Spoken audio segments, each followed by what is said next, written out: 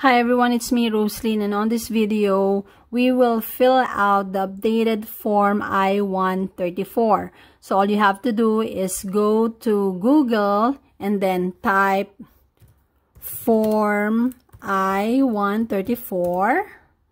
Then as you can see in here, I-134 Affidavit to support USCIS. You need to download your form on the USCIS website only. Okay, just to make sure that the form is valid. Okay, so as you can see in here, form I-134, download this, and then there is also instruction for form I-134. So if you are confused on that specific question, you can read this instruction. So I already download the form so I can explain it to you faster. So this is the updated affidavit of support form. So USCIS form I-134 expires February 28, 2021. So the US citizen petitioner will be the one who will fill out this form, and I will explain the difference between form I-134 and between form I-864. The form I-134, you need to fill out this form if you are applying for K-1 fiancé visa, and then the US petitioner will send this form to the beneficiary because the beneficiary need this form on her or his interview to US Embassy. Okay, so while the I-864, you need the form I-864 if you are applying for spouse visa or CR1 and IR1, and you are applying for adjustment of status. So that's the difference between the two forms. Okay, so let's start. So just what I've said, the U.S. citizen petitioner will be the one who will fill out this form.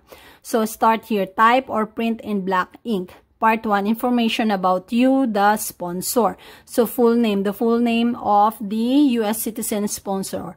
Family name, given name, then middle name. If you don't have middle name, just type NA. So if all the questions is not applicable to you, just type NA. Okay, so other names used, if you have other names used, just fill it out. If not, just type NA.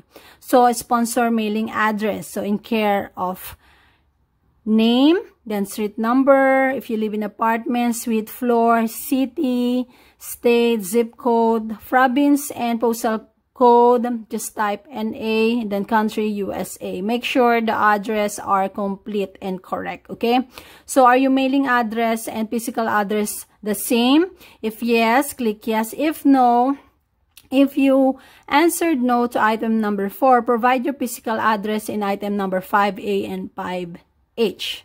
So on this part, okay, so usually if you use P.O. box, you need to fill out this for your physical address. Okay, and then other information, the U.S. citizen petitioner date of birth, town or city of birth, country of birth, alien registration number. So if you, the petitioner has an alien registration number, just type in here. But if you are born to the United States, you don't have alien registration number. And then type the U.S. Social Security number, and then USCIS online account number. This USCIS online account number, let's say you filed a petition before through online, the USCIS will send you a USCIS online account number. But if you did not do that, you don't have a USCIS online account number. Okay, so citizenship or residency or status. If you are not a U.S. citizen based on your birth in the United States, or a non-citizen U.S. national based on your birth in American Samoa, including Swains Island, answer the following as appropriate. Okay, so if you are a U.S. citizen through naturalization, my certificate of naturalization number. So type in here and make sure you send a photocopy of your certificate of naturalization to your beneficiary. Okay, you need to have a proof of that. And then this one, I am a U.S. citizen through parents or marriage, my certificate of citizen number, type in here. So if you don't have, type NA, okay? So information about you, sponsor, continuation. I derived my U.S. citizenship by another method. Provide an explanation in Part 7, additional information. So I am a lawful permanent resident of the United States. My alien number, type in here. I am a lawful admitted non-immigrant. My Form I-94 arrival departure record number is. So type in here. If not, just leave it blank or type NA, okay? So I am your years of age, have resided in the United States since, so type the date in here. So information about the beneficiary. So the U.S. citizen petitioner's beneficiary. Okay. So this affidavit is executed on behalf of the following person. The family name, given name, middle name, date of birth, the gender, the A number or alien number. You will find this number on the NOAA 2.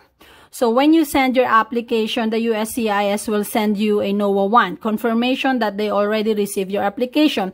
And once they already checked your application, they will send you a NOAA 2. And on the NOAA 2, you will find the beneficiary alien number, okay?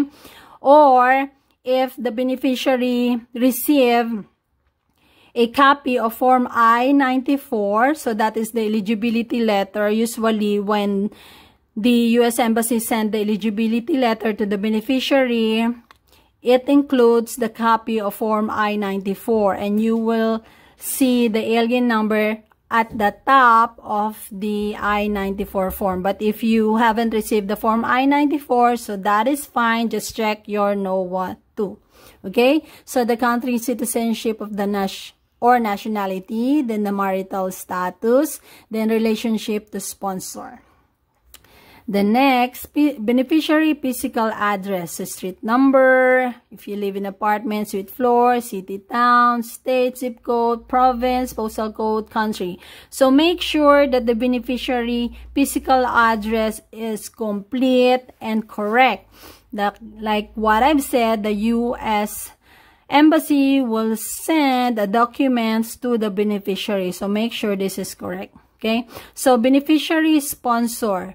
Usually this one, if you are petition your father or your mother, you have to provide the information here of the spouse. But since we are applying for K1 fiancé visa, this is not applicable to us. So just type NA.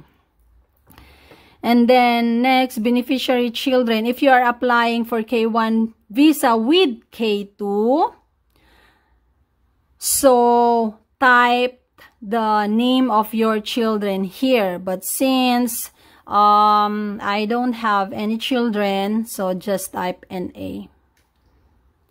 Okay. So next, other information about the sponsor, employment information. I am currently employed as a...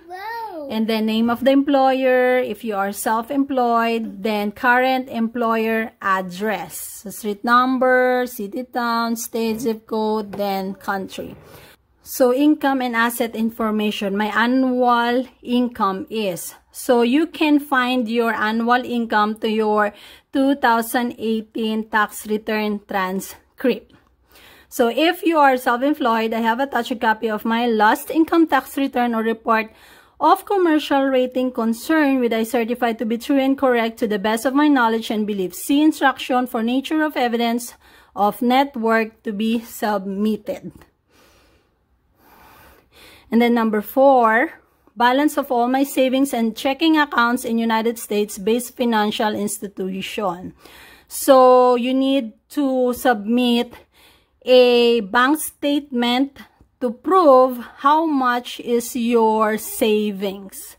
So you can find it on your bank statement. Okay? So, value of my other personal property. So you don't need to write the exact value to the dollar and pennies. You can write a approximate value for the cars, jewelries, land, appliances, and other equipment. You are not really required to provide the sales receipt or estimation of value of this property. But if you don't have property, personal property, just type NA.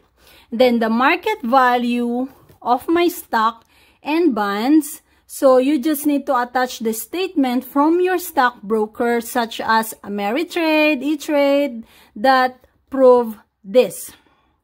Okay, and then I have listed my stocks and bonds in part 7. Additional information or attach a list of them, which I certify to be true and correct to the best of my knowledge and belief. So if you don't have market value of stocks and bonds, just type NA. The next, I have life insurance in sum of. So you can write the amount of life insurance you have either in the US or in a foreign country. You can include all type of life insurance such as term life, universal life, variable life. If you don't have, just type NA. So with the cash surrender value of. If you have only term life insurance, the cash surrender value is 0. Otherwise, write the appropriate value. You may ask your insurance company or insurance agent if you are not sure. Okay. Then real estate information. I own real estate value at. So write the current market price of your house if you own your house. So you can find it also from last property tax bill that you have received or from neighbors who might have purchased houses in your community recently. If you don't own a house, just leave it blank. Okay?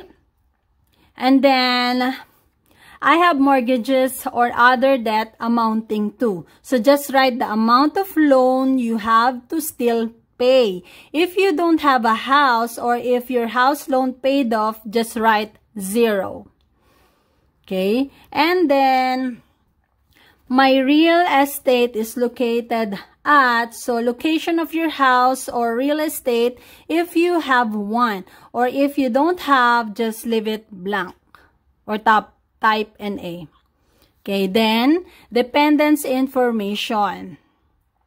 The following persons are dependents upon me for support. If you needed extra space to complete the section, use the space provided in part 7. So, write the name of your dependents that you include on your income tax return. This usually your spouse or minor children. Okay? And then, if you have another one, just type here. But if you don't have, just type NA. Okay, the next. I have previously submitted affidavit of support for the following persons. If none, write none in the space of the name below. So, if you previously submitted affidavit of support, just type in here. So, if none, just type none. Okay, and then I have submitted a visa petition to U.S. Citizenship and Immigration Services on behalf of the following persons. If none, write none in the space for the name below. So, on this part, the petitioner needs to type here the beneficiary. So, the family name, given name, middle name, then relationship. The next, the date of birth of the beneficiary and date of filing. So, you will find your date of filing on your NOAA 1. Okay? So, if you have more beneficiary, just type in here. So, number 38, I intend or do not intend to make a specific contribution to the support of person named in part 2. So, just click I intend. The next, part 4, sponsor statement, contact information, certification, and signature. So, note, read the penalty section of the form I-134 instruction before completing this part. So, sponsor statement, select the box for either item number 1A or 1B. If applicable, select the box for item number 2. So, 1A, I can read and understand English and I have read and understand every questions and instructions on this affidavit and my answer to every question. So, just click 1A. If you use interpreter, just click 1B. If you use preparer, just click 2. Okay? So, in sponsor contact information, make sure it is correct, active, and complete. Okay? The contact number, then the email address. So, in sponsor certification, So make sure once you printed this form, you need to sign on this part 6A and then the date.